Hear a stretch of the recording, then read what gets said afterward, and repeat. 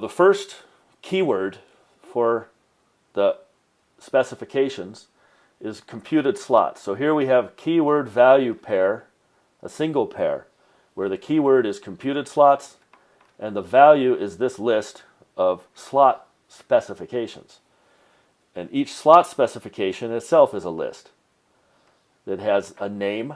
In this case, it's highlighted, it's colored in hot pink, the name of the slot, and then the expression which follows the name. The expression can be a hard-coded value, such as a number. This is a number, 7/5.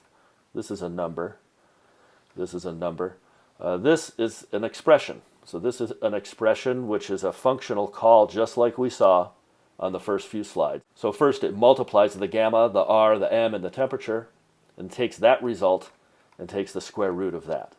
So that and the value of the speed. And notice the. The is an operator defined by Gendl that allows the reference of another message or slot in the same object that we're in right now. So when we say the gamma, we are referencing the current value of the slot gamma, which is, in the way it's defined here, will always be 7/5. That will always be the current value of gamma. The current value of r, which is defined to be this, and so on. So when we ask for the speed, that will give us the current value of speed, which itself actually is computed.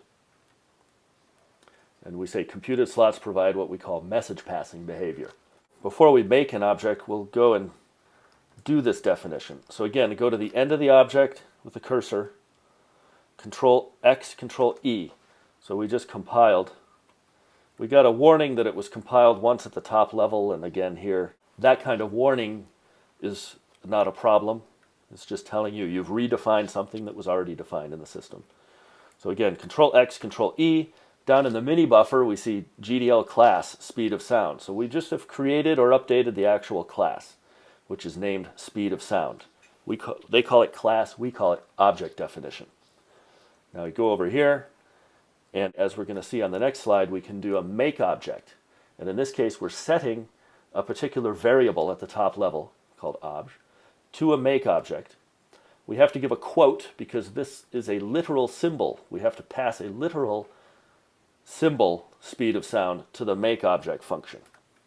So let's do it here at the top level. We'll say make object, and I'm going to use auto completion, meta slash, so I don't have to type the whole word. And you see that returns an instance called speed of sound. But in this case, I did not set that instance to anything.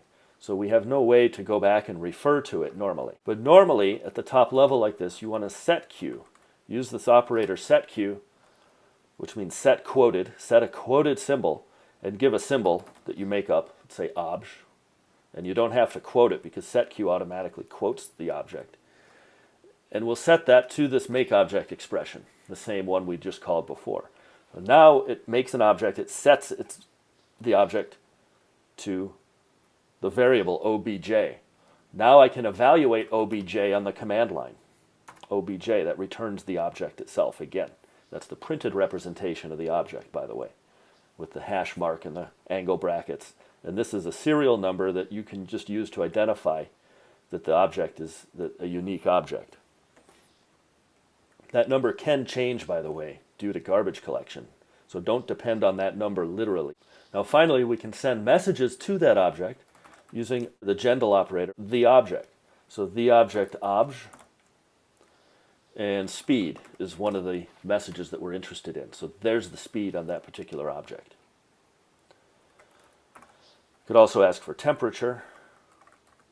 And that's one of the values that's constant, that's hard-coded at 273. So you see the 273 as specified in the code comes right back at you when you ask for the object obj temperature at the top level.